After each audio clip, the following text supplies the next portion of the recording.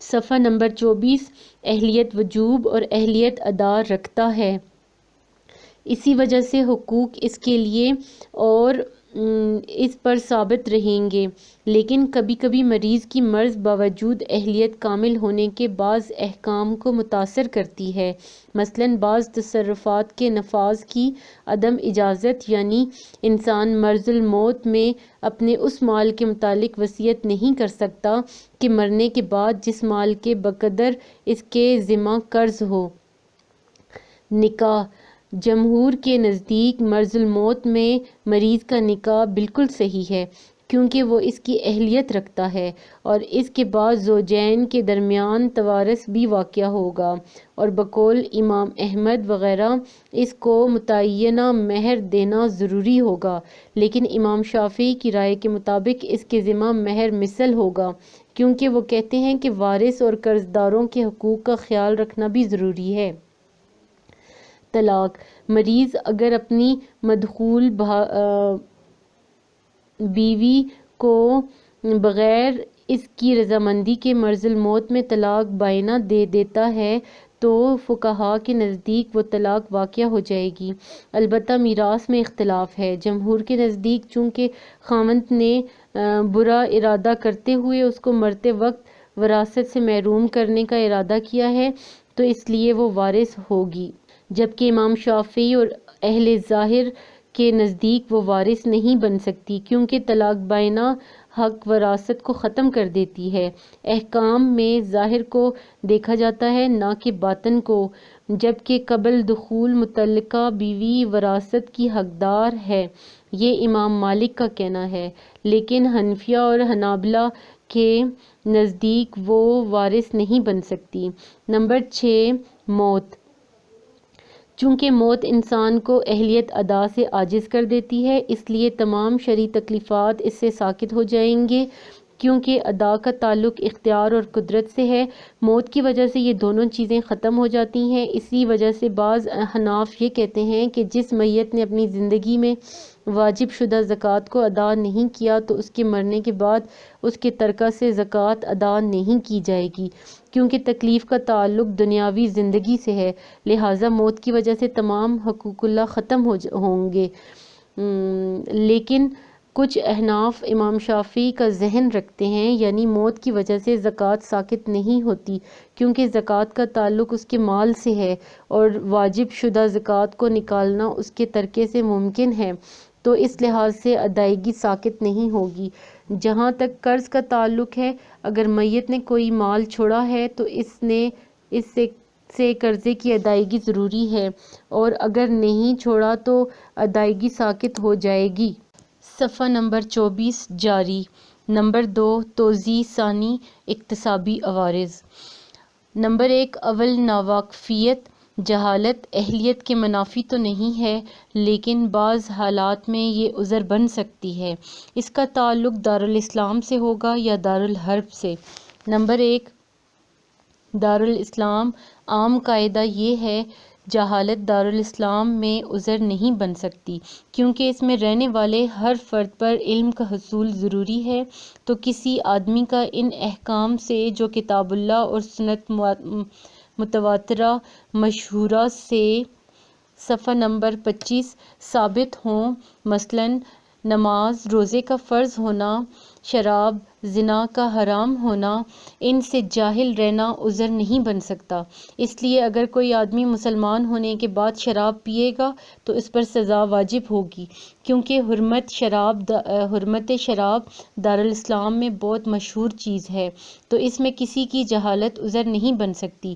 پہلی مثال کے مطابق اگر کوئی آدمی صریحاً کتاب اللہ اور سنت مشہورہ کے خلاف اجتہاد کرتے ہوئے اس ذبیحہ کو حلال قرار دیتا ہے جس پر عمداً بسم اللہ نہ پڑھی گئی ہو، تو وہ اللہ کے اس قول کے مخالف ہے، وَلَا تَأْكُلُوا مِمَّا لَمْ يُذْكَرِ اسْمُ اللہِ عَلَيْهِ۔ اسی طرح جو آدمی طلاق مغلظہ کے بعد دوسری شادی کرنے والی عورت کو بغیر وطی کے پہلے خاوند کے لیے حلال قرار دیتا ہے تو وہ مشہور حدیث کا مخالف ہے۔ البتہ اجتہاد صحیح میں وہ جہالت عذر بن سکتی ہے جس میں کتاب و سنت اور اجماع کی مخالفت نہ ہو، جس طرح قصاص میں مقتول کے اولیاء میں سے کسی کا معاف کرنا، اور اسی طرح اعلان پر اکتفا کرتے ہوئے بغیر گواہوں کے نکاح پڑھا دینا۔ نمبر 2، دارالحرب میں جہالت۔ قاعدہ: دارالحرب میں حصول علم فرض نہیں ہے کیونکہ وہ شرعی احکام کے لیے علم کا گھر نہیں بلکہ وہ جہالت کا گھر ہے۔ اس لیے جب کوئی آدمی وہاں مسلمان ہو جائے اور وہ اپنے اوپر عائد شدہ عبادات کے وجوب کی حقیقت کو نہ جانتا ہو اور اس کو ادا نہ کرے، یعنی نماز وغیرہ، تو علم ہونے کے وقت اس پر قضاء لازم نہیں ہے۔ اس طرح اگر کسی کو شراب کی حرمت کا علم نہیں ہے تو اس کے پینے والے کو نہ گناہ ہوگا نہ سزا ہوگی۔ نمبر 2، خطا۔ اس سے مراد جو صحیح اور عمد کے مقابل ہو، جیسے فرمان نبوی ہے ان اللہ واضع عن امتی الخطاء والنسیان واستکرہوا علیہ۔ اس کی تعریف ہم یوں کریں گے کہ انسان سے کسی ایسے قول یا فعل کا صادر ہو جانا جو اس کے ارادہ کے خلاف ہو، لیکن خطا اہلیت وجوب اور اہلیت ادا کے منافی نہیں ہے، کیونکہ باوجود خطا کے اس میں تمیز اور عقل موجود ہے۔ ہاں البتہ خطا حقوق اللہ کے سقوط میں عذر بن سکتی ہے، جس طرح کسی مفتی کا مسئلہ میں غلطی کر جانا یا کسی کا غلطی سے قبلہ کی بجائے کسی اور طرف نماز پڑھنا۔ جہاں تک حقوق العباد کا تعلق ہے، اس میں قتل عمد کی سزا اگرچہ کامل ہوگی، یعنی قتل عمد کے بدلے میں اس سے قصاص لیا جائے گا، مگر قتل خطا میں کامل سزا نہیں ہوگی بلکہ اس میں قصاص کی بجائے دیت ہوگی، کیونکہ دیت قصاص کے قائم مقام ہے۔ جہاں تک حقوق العباد میں مالیت کا تعلق ہے، خطا کے باوجود مال کے بدلے مال دینا ہوگا، کیونکہ مال کا بدل نہیں ہے، اور معاملات میں غلطی کا اعتبار نہیں کیا جائے گا، بلکہ باوجود غلطی کے اس کا انعقاد درست ہے، حتیٰ کہ غلطی سے کہی ہوئی طلاق بھی صادر ہو جائے گی۔ یہ بعض حنفیہ کا کہنا ہے، جبکہ جمہور شوافیہ اور جعفریہ وغیرہ کے نزدیک غلطی سے دی گئی طلاق معتبر نہیں ہوگی اور نہ ہی اس کے تمام تصرفات کا اعتبار ہوگا۔ صفحہ نمبر 26۔ نمبر 3، مذاق۔ ہزل یہ ہے کہ کسی چیز کے متعلق غیر مناسب ارادہ کیا جائے، جب کسی کلام کو اس کے عقلی موضوع کے خلاف استعمال کیا جائے اور اس میں شرع کے مطلوبہ حکم کا افادہ کالعدم کر دیا جائے تو اس کا نام ہزل ہے، اور ہازل اپنے اختیار سے کام کرتے ہوئے یہ جانتا ہے کہ اس کا کام شرعی موجب کے برعکس ہے، اور وہ شریعت کے وضع کردہ عقود اور تصرفات کے قوانین کو اپنی مرضی اور اختیار کے مطابق استعمال کرتا ہے۔ ہزل اہلیت وجوب اور اہلیت ادا کے منافی نہیں، لیکن ہازل کی نسبت کے اعتبار سے بعض احکام پر مؤثر ہوتا ہے۔ پہلی بحث کا خلاصہ یہ ہوا کہ ہزل سے متعلقہ تصرفات قولیہ 3 اقسام پر مبنی ہیں اور وہ درج ذیل ہیں۔ نمبر 1، اخبارات، وہ قولی معاملات جن کا تعلق خبر سے ہے۔ جس ہازل نے کسی کی بیع یا نکاح یا طلاق کا اقرار کر لیا تو اس کا کوئی اعتبار نہیں ہوگا، اگرچہ ہازل اس کو جائز قرار دے، کیونکہ اس کی اجازت صحت اور بطلان دونوں کا احتمال رکھتی ہے، اس لیے اس کی اجازت معتبر نہیں ہوگی۔ نمبر 2، اعتقادات، وہ اقوال جن کا تعلق عقیدہ سے ہے۔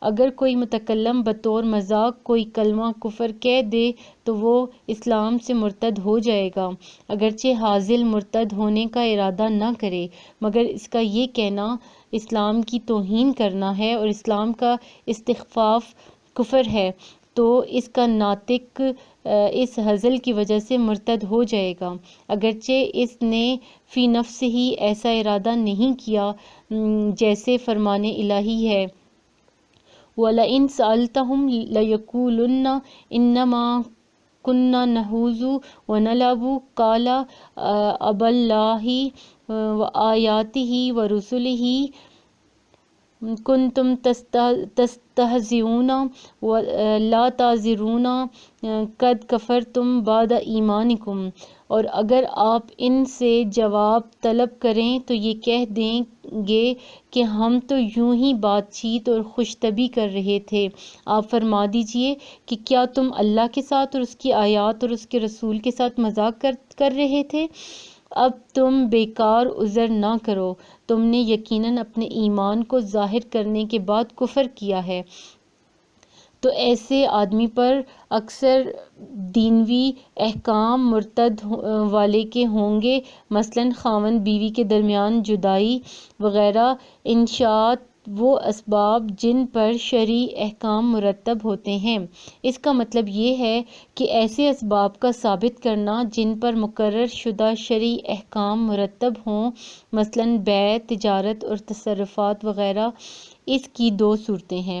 نمبر 1، جس کو حضل باطل نہیں کر سکتا، یعنی وہ حضل میں بھی جاری ہوں گی، مثلاً نکاح، طلاق، رجوع، کیونکہ نبی اکرم صلی اللہ علیہ وآلہ وسلم نے فرمایا ثلاثۃ جدہن جدوا حضولہن، صفحہ نمبر 26 جاری۔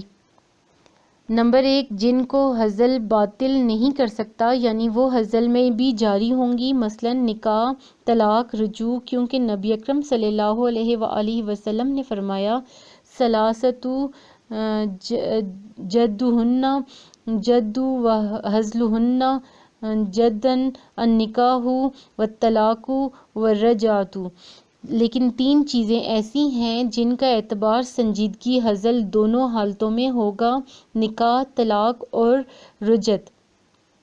نمبر 2، ایسی چیزیں جن کو حضل باطل یا فاسد کر سکتا ہے، مثلاً بیع، تجارت اور وہ تمام تصرفات جن میں فسخ کا امکان ہو۔ صفحہ نمبر 27۔ نمبر 4، چہارم صفحات، صفحہ نمبر ہے 27۔ نمبر 4، چہارم صفحات، اس کا لغوی معنی ہے کم عقلی، یعنی اصطلاحی تعریف عقل ہونے کے باوجود مال میں اس طرح تصرف کرنا جو شرع اور عقل کے تقاضا کے خلاف ہو۔ صفحات کو اس لیے اکتسابی عوارض میں شمار کیا گیا کہ سفی یعنی کم عقل اپنے اختیار اور مرضی سے خلاف عقل کام کرتا ہے۔ سفی کامل اہلیت رکھتا ہے اور وہ شریعت کی تمام تکلیفات کا مخاطب ہے۔ ہاں البتہ بعض احکام میں سفاہت مؤثر ہوتی ہے۔ اس کی صورت یہ ہے کہ جب بچہ سفاہت کی حالت میں بالغ ہو تو مال کو اس کے سپرد نہیں کیا جائے گا۔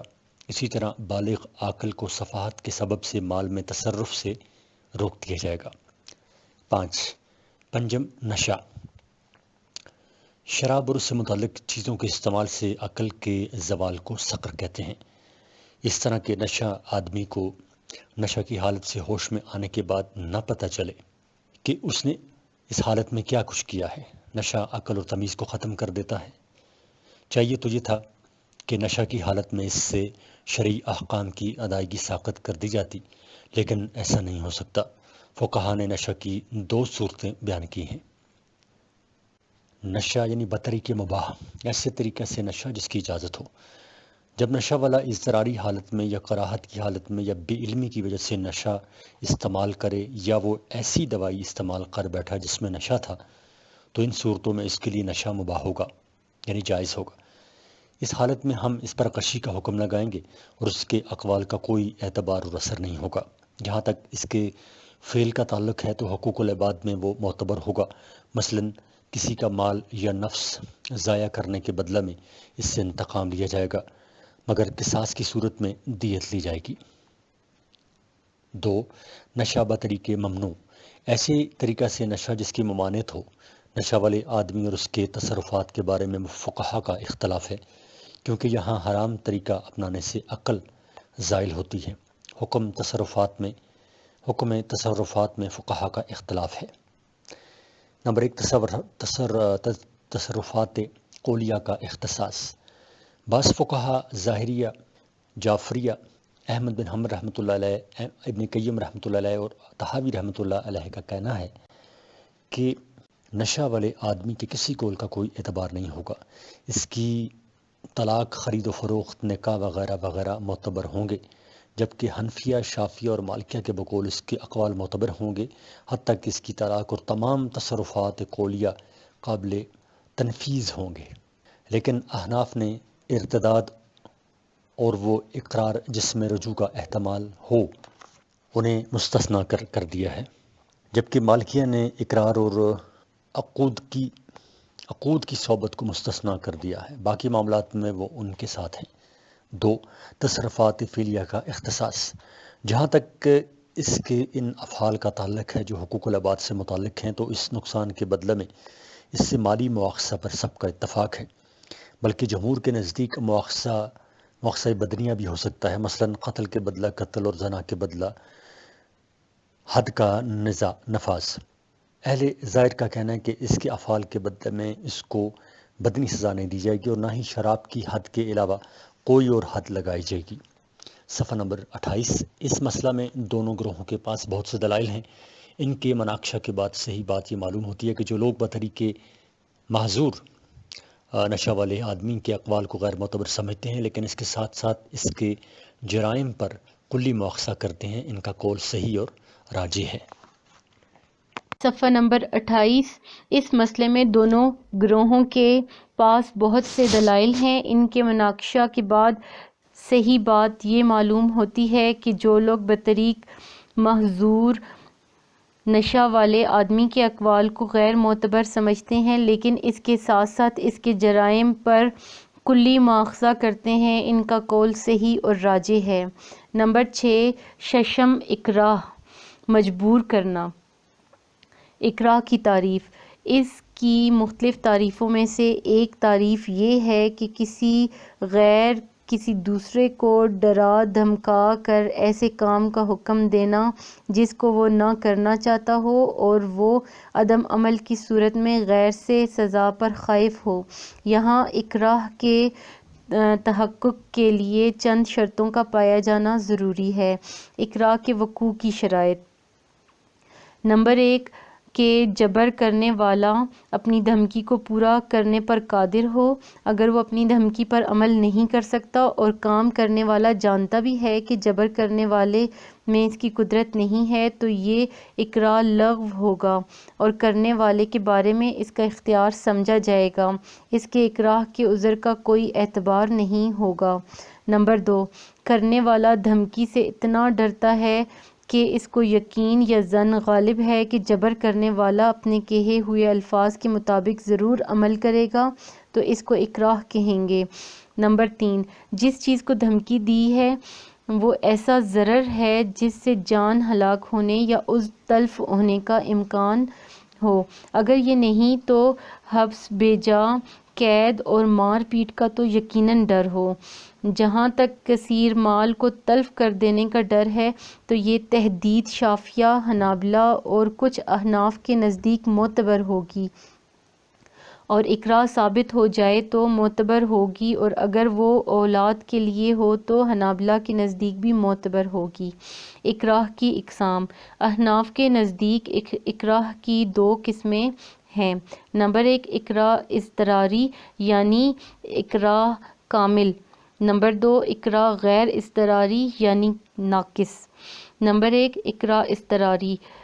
اکراہ اضطراری یہ ہے کہ اس میں قتل نفس یا تلف عضو کی دھمکی ہو، اس طرح جمی مال یا بہت اہم چیز تلف کرنے کی دھمکی ہو تو اسے اکراہ ملجی کا نام دیا جائے گا۔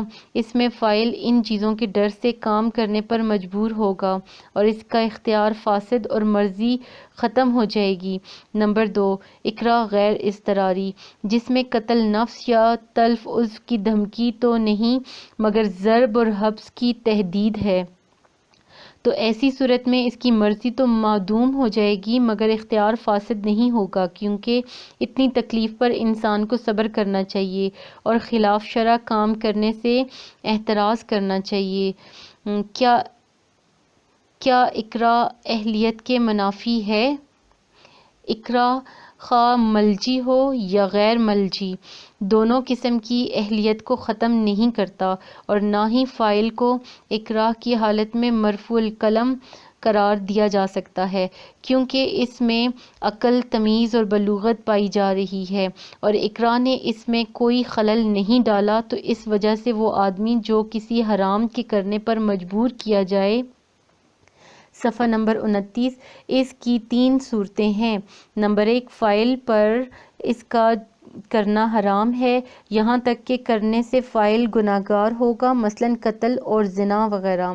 نمبر 2، کبھی کبھی اس کا کرنا فرض ہو جاتا ہے، یہاں تک کہ وہ نہ کرنے سے گناہگار ہوگا، مثلاً مردار کا کھانا، شراب کا پینا۔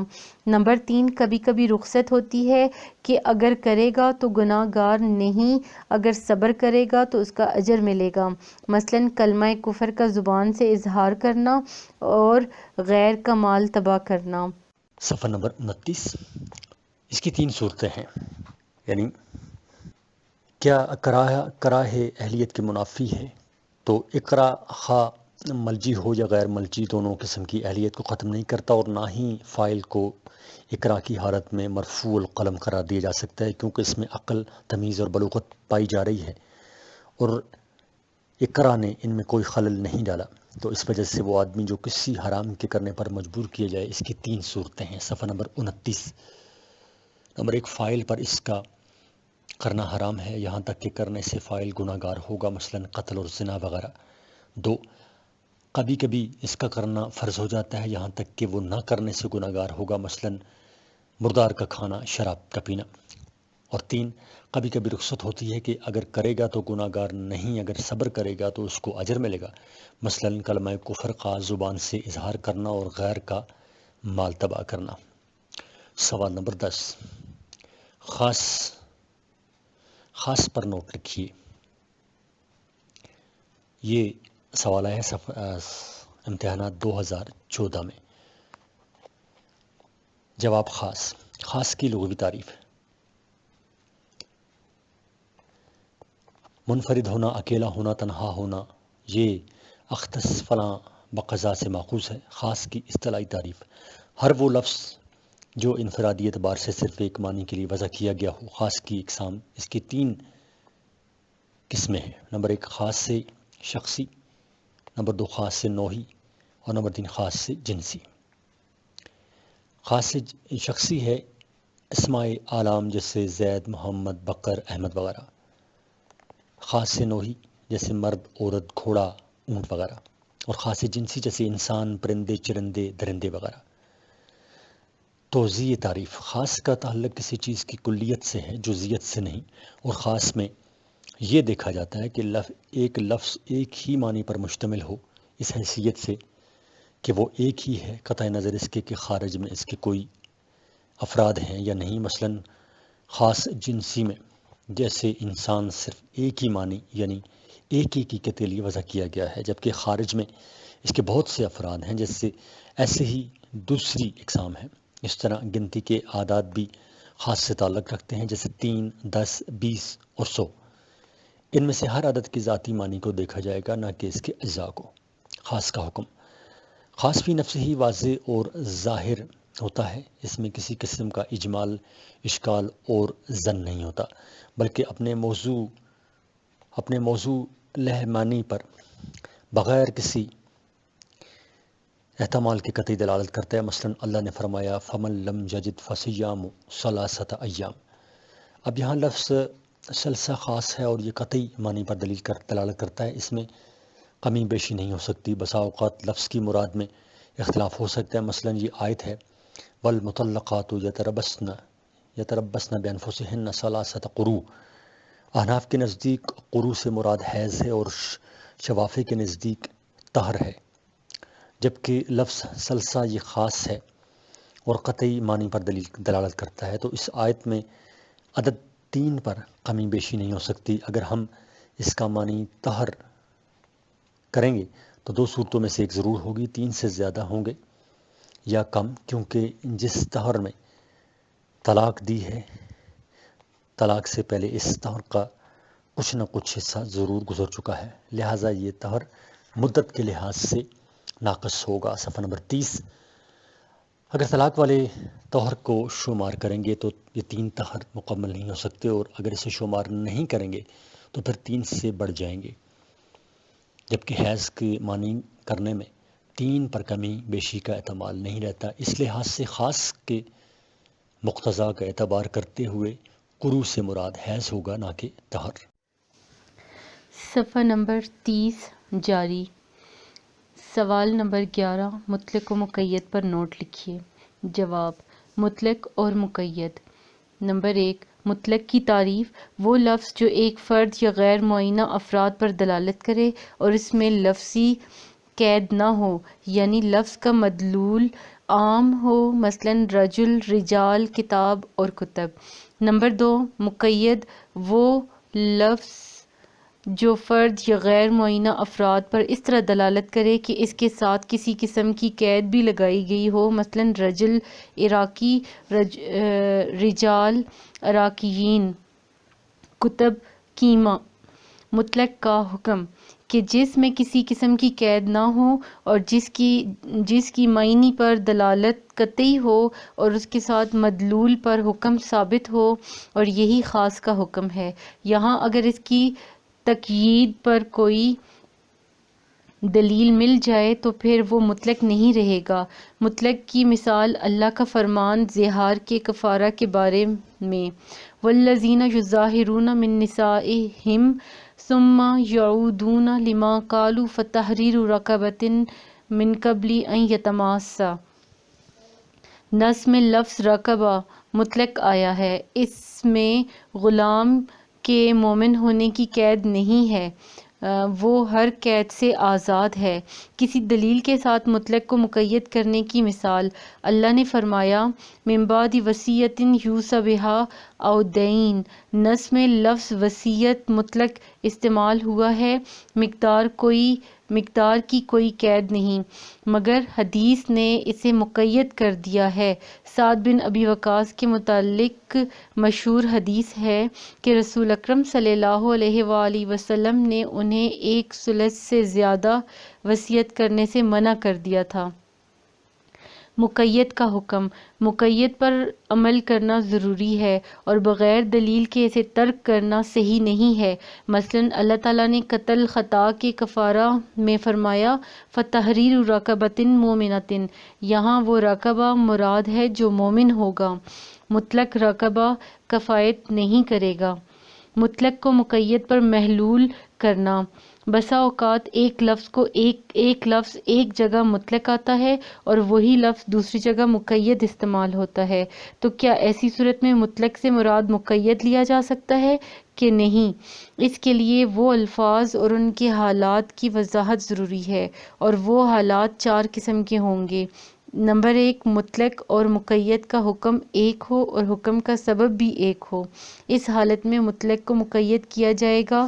مثلا اللہ کا فرمان ہے حرمت علیکم المیتۃ والدم ولحم الخنزیر، اور دوسری جگہ فرمایا قل لا اجد فیما اوحی الی محرم علی طاعم یطعمہ الا ان یکون میتۃ او دما مسفوحا۔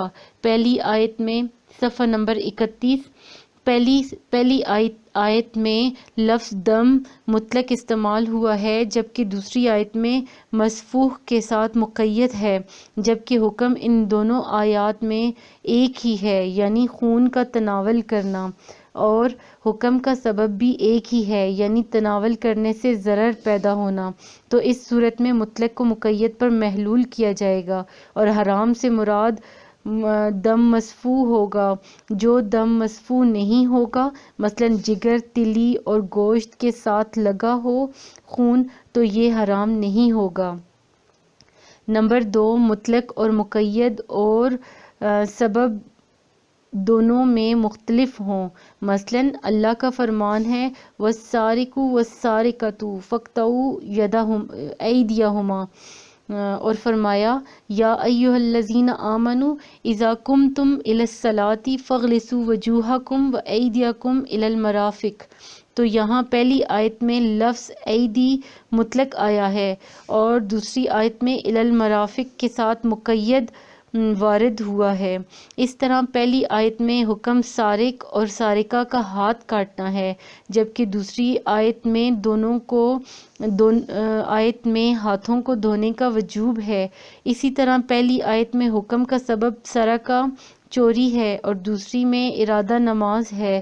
ایسی صورت میں مطلق کو مقید پر محلول نہیں کیا جا سکتا، بلکہ مطلق والی جگہ پر مطلق کا حکم اور مقید والی جگہ پر مقید والا حکم لگے گا، مگر سنت نے قطع ید کے اطلاق کو رسخ کے ساتھ مقید کر دیا ہے، یعنی کلائی تک کاٹنا ہے۔ نمبر 3، مطلق اور مقید کا حکم مختلف ہو اور سبب ایک ہو، اس حالت میں مطلق کو اس کے اطلاق پر باقی رکھا جائے گا اور جس چیز کے بارے میں وہ وارد ہوا ہے اس جگہ اسی پر عمل کیا جائے گا۔ مثلاً فرمان الہی ہے، یا ایھا الذین آمنوا اذا قمتم الی الصلاۃ فاغسلوا وجوہکم وایدیکم الی المرافق، اور فإن لم تجدوا ماء فتیمموا صعیدا طیبا فامسحوا بوجوہکم وایدیکم منہ۔ نص اول میں ہاتھ دھونے کا وجوب مقید وارد ہوا، جبکہ نص ثانی میں ہاتھوں کا مسح مطلق آیا ہے، جبکہ دونوں حکموں کا سبب متحد ہے، یعنی ارادہ نماز۔ اس حالت میں بھی مطلق کو مقید پر محلول نہیں کیا جا سکتا۔ نمبر 4، مطلق اور مقید کا حکم ایک ہی ہو لیکن ان دونوں کا سبب مختلف ہو، اس حالت میں مطلق پر مطلق والا اور مقید پر مقید والا عمل کیا جائے گا۔ مثلاً کفارہ ظہار میں اللہ تعالیٰ کا فرمان ہے، فَتَحْرِيرُ رَقَبَةٍ مُؤْمِنَةٍ۔ یہاں پہلی آیت میں لفظ رقبہ مطلق آیا ہے جبکہ دوسری آیت میں مقید۔ اس طرح قتل خطا کے کفارہ میں رقبہ کو مومنہ کے ساتھ مقید کرنے کا مقصد قاتل پر سختی ہے، جبکہ ظہار کے کفارہ میں رقبہ کو مطلق ذکر کرنے کا مقصد ظہار کرنے والے پر تخفیف ہے۔ سوال نمبر 12 امر و نہی پر نوٹ لکھیے۔ 2011۔ جواب امر کی تعریف: وہ لفظ جو اپنے آپ کو بڑا سمجھتے ہوئے کسی سے کسی فعل کے مطالبے کے لیے وضع کیا گیا ہو۔ عزیز طلبہ، یہ آڈیو ریکارڈنگ آپ کے لیے ہیومینیٹیرین ڈیولپمنٹ آرگنائزیشن ایبٹ آباد کے ذریعے اہتمام کی گئی۔ ہیومینیٹیرین ڈیولپمنٹ آرگنائزیشن ایبٹ آباد 2011 سے اپنی مدد آپ کے تحت صحت، تعلیم اور معاشی خود مختاری کے شعبوں میں بہتری کے لیے کوشاں ہے۔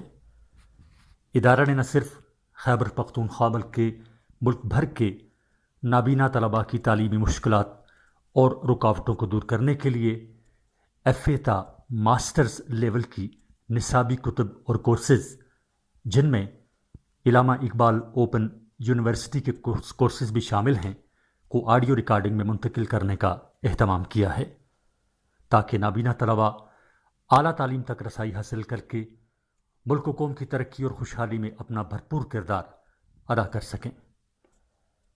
یہ تمام آڈیو ریکارڈنگز نابینا طلباء کو بالکل مفت فراہم کی جا رہی ہیں۔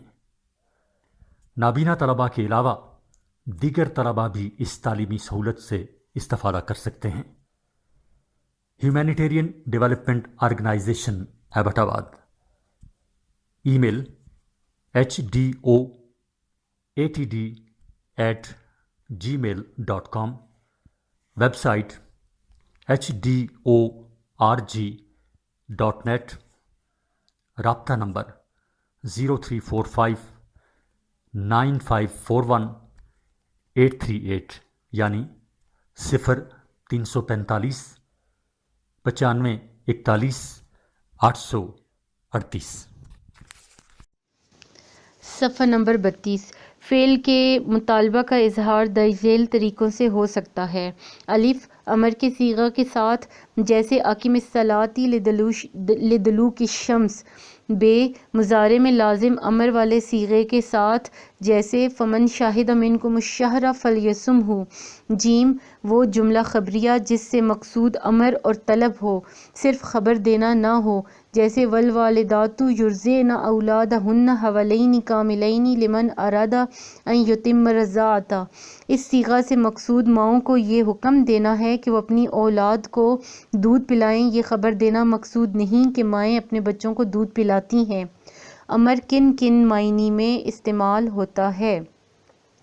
امر کا صیغہ بہت سے معانی کے لیے مستعمل ہے، مثلاً واجب ہونا، مستحب ہونا، مباح ہونا وغیرہ۔ ان کی مثالیں درج ذیل ہیں۔ نمبر 1 وجوب، اقیموا الصلاۃ وآتوا الزکوٰۃ وأطیعوا الرسول۔ نمبر 2 استحباب، فقاتبوہم ان علمتم فیہم خیرا۔ نمبر 3 اباحت، وإذا حللتم فاصطادوا۔ نمبر 4 تحدید، اعملوا ما شئتم۔ نمبر 5 ارشاد، یا ایھا الذین آمنوا اذا تداینتم بدین الی اجل مسمی فاکتبوہ۔ نمبر 6 تادیب، فرمان رسول آداب طعام میں کل مما یلیک۔ نمبر 7 تعجیز، عاجز کرنا، فأتوا بسورۃ من مثلہ۔ نمبر 8 دعا، رب اغفر لی ولوالدی۔ نمبر 9 امتنان، کلوا مما رزقکم اللہ۔ نمبر 10 اکرام، ادخلوا بسلام۔ نمبر 11 تسخیر، کونوا قردۃ۔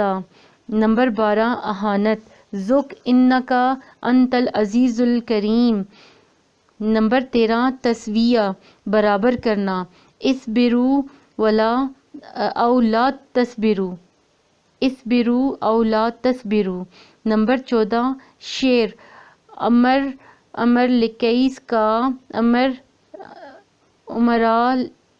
لکیس کا شعر ہے، اللہ ایھا اللیل الطویل انجلی۔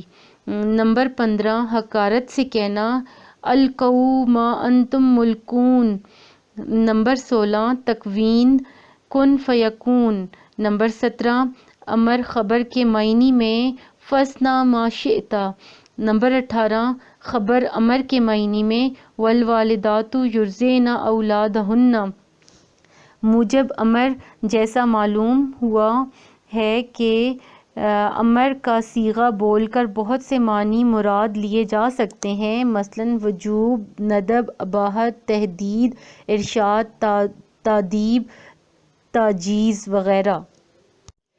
صفحہ نمبر 33 صیغہ امر کے کثرت معانی کی وجہ سے علماء کا اس بات میں اختلاف ہے کہ امر کا صیغہ امر کا حقیقی معنی کیا ہے، جبکہ اس بات پر سب کا اتفاق ہے کہ وجوب، ندب اور اباحت کے علاوہ امر کے باقی تمام معانی مجازی ہیں۔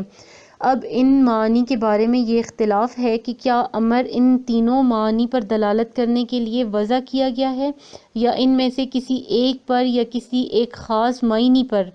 بعض کے نزدیک امر لفظی اشتراک کی وجہ سے ان تینوں معانی کے درمیان مشترک ہے، موقع محل کے مطابق ان تینوں میں سے جو راجح ہوگا وہی مراد ہوگا، اور بعض کہتے ہیں کہ امر لفظی اشتراک کی وجہ سے صرف وجوب اور ندب کے درمیان مشترک ہے، اور امام غزالی وغیرہ کہتے ہیں کہ ہم یہ نہیں کہتے کہ امر کا حقیقی معنی صرف وجوب ہے یا صرف ندب ہے یا دونوں مشترک ہیں، بلکہ جب تک اصل میں امر کے معنی پر کوئی قرینی دلالت نہیں کرے گا اس وقت تک کوئی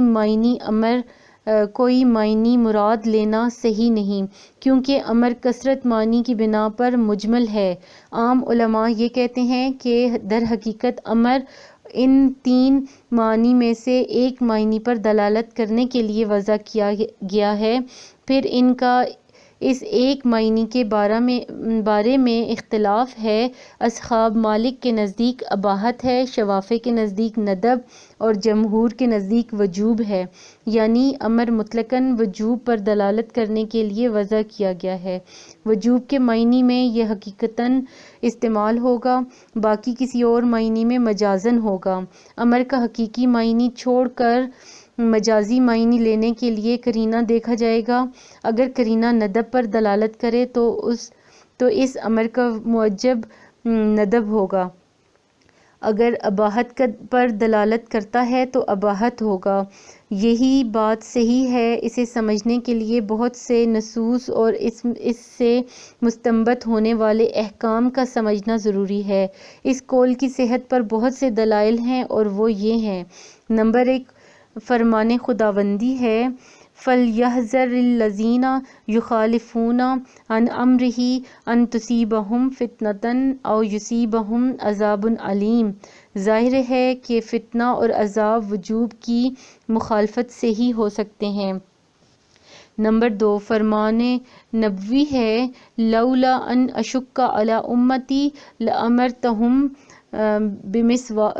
بالسواک عند کل صلاۃ۔ اگر امر ندب کے لیے ہوتا تو مسواک مطلقاً مندوب ہوتی۔ نمبر 3، صحابہ اور تابعین نے صیغہ امر سے وجوب پر استدلال کیا ہے، صرف قرینہ کے پائے جانے کے وقت وجوب کے علاوہ کوئی اور معنی لیا ہے۔ نمبر 4، صیغہ امر کے بولے جانے کے وقت فوراً ذہن میں وجوب کی طرف متبادر ہوگا الا کہ کوئی قرینہ صارفہ پایا جائے۔ نمبر 5، اہل لغت کا اتفاق ہے کہ امر سے فعل کے مطالبہ کے ساتھ ساتھ ترک سے روکنے کا مطالبہ بھی ہوتا ہے۔ یہ اس بات پر دلالت کرتا ہے کہ امر دراصل وجوب کے لیے ہے۔